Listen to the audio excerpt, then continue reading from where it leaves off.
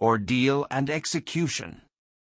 As he spoke, one of the strangest-looking men I ever beheld entered the chapel at the door through which Carmilla had made her entrance and her exit. He was tall, narrow-chested, stooping, with high shoulders, and dressed in black. His face was brown and dried in with deep furrows. He wore an oddly shaped hat with a broad leaf. His hair, long and grizzled, hung on his shoulders. He wore a pair of gold spectacles and walked slowly, with an odd shambling gait, and his face sometimes turned up to the sky, and sometimes bowed down toward the ground, seemed to wear a perpetual smile. His long thin arms were swinging, and his lank hands, in old black gloves ever so much too wide for them, waving and gesticulating in utter abstraction. "The very man," exclaimed the general, advancing with manifest delight.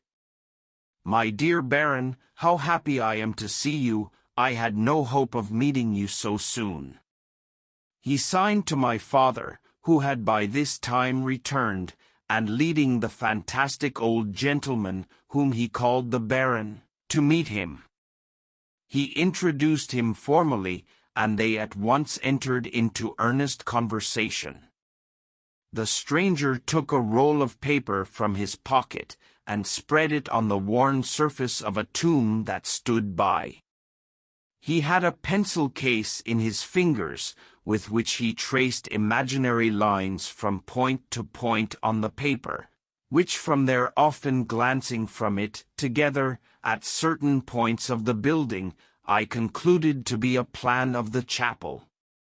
He accompanied what I may term his lecture with occasional readings from a dirty little book, whose yellow leaves were closely written over.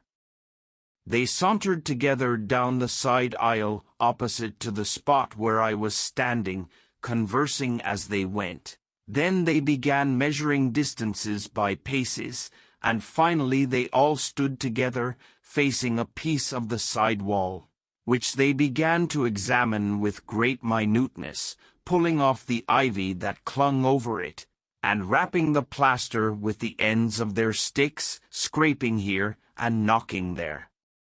At length they ascertained the existence of a broad marble tablet, with letters carved in relief upon it. With the assistance of the woodsman, who soon returned, a monument inscription and carved escutcheon were disclosed.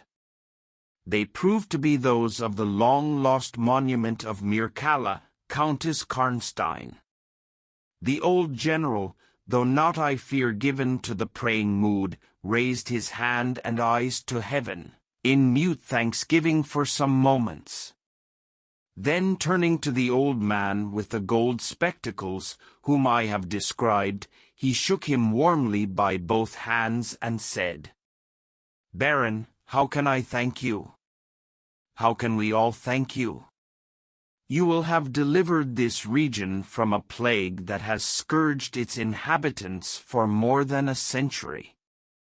The horrible enemy, thank God, is at last tracked." My father led the stranger aside, and the general followed. I knew that he had led them out of hearing, that he might relate my case, and I saw them glance often quickly at me, as the discussion proceeded. My father came to me, kissed me again and again, and leading me from the chapel, said, "It is time to return, but before we go home, we must add to our party the good priest, who lives but a little way from this, and persuade him to accompany us to the Schloss." In this quest we were successful, and I was glad, being unspeakably fatigued when we reached home. But my satisfaction was changed to dismay on discovering that there were no tidings of Carmilla. Of the scene that had occurred in the ruined chapel, no explanation was offered to me, and it was clear that it was a secret which my father for the present determined to keep from me. The sinister absence of Carmilla made the remembrance of the scene more horrible to me. The arrangements for that night were singular. 2 servants and madam were to sit up in my room that night, and the ecclesiastic with my father kept watch in the adjoining dressing-room.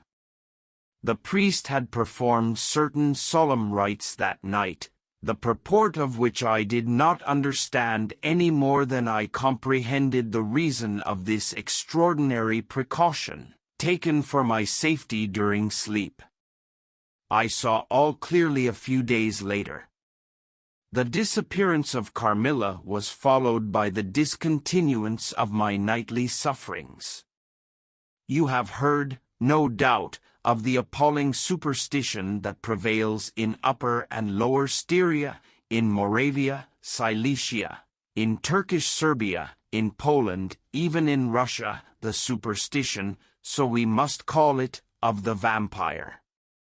If human testimony, taken with every care and solemnity, judicially, before commissions innumerable, each consisting of many members, all chosen for integrity and intelligence, and constituting reports more voluminous perhaps than exist upon any one other class of cases, is worth anything, it is difficult to deny, or even to doubt the existence of such a phenomenon as the vampire. For my part, one have heard no theory by which to explain what I myself have witnessed and experienced other than that supplied by the ancient and well-attested belief of the country.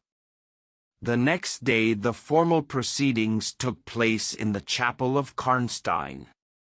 The grave of the Countess Mircalla was opened, and the general and my father recognized each his perfidious and beautiful guest, in the face now disclosed to view. The features, though 150 years had passed since her funeral, were tinted with the warmth of life. Her eyes were open, no cadaverous smell exhaled from the coffin. The 2 medical men, one officially present, the other on the part of the promoter of the inquiry, attested the marvelous fact that there was a faint but appreciable respiration and a corresponding action of the heart. The limbs were perfectly flexible, the flesh elastic, and the leaden coffin floated with blood, in which to a depth of 7 inches the body lay immersed. Here then were all the admitted signs and proofs of vampirism. The body, therefore, in accordance with the ancient practice, was raised, and a sharp stake driven through the heart of the vampire, who uttered a piercing shriek at the moment, in all respects such as might escape from a living person in the last agony. Then the head was struck off, and a torrent of blood flowed from the severed neck. The body and head were next placed on a pile of wood and reduced to ashes, which were thrown upon the river and borne away, and that territory has never since been plagued by the visits of a vampire. My father has a copy of the report of the Imperial Commission with the signatures of all who were present at these proceedings, attached in verification of the statement. It is from this official paper that I have summarized my account of this last shocking scene.